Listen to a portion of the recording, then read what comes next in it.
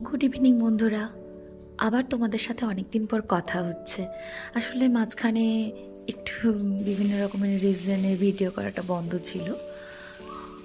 তো আজ থেকে আবার ভাবলাম অল্প অল্প করে তোমাদের সাথে কিছু শেয়ার করি।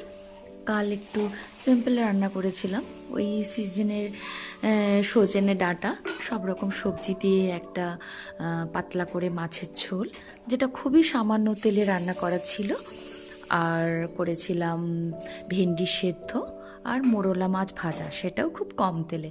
আসলে তোমরা যারা আমাকে অনেক দিন ধরে দেখো, আমার আগের অ্যাকাউন্টে আমি তোমাদের সাথে শেয়ার করতাম যে আমি অ্যাকচুয়ালি ডায়েট করছি, হালকা খাবার খাচ্ছি। তো মাঝখানে অনেক দিন জানো তো রিচ খাওয়া হচ্ছিল। তো ভাবলাম যে আবার একটু সেই আগের মতন বাড়ির ঘরোয়া রান্নাগুলোকে হালকা তেলে রান্না করে খাওয়া মানে শুরু করি।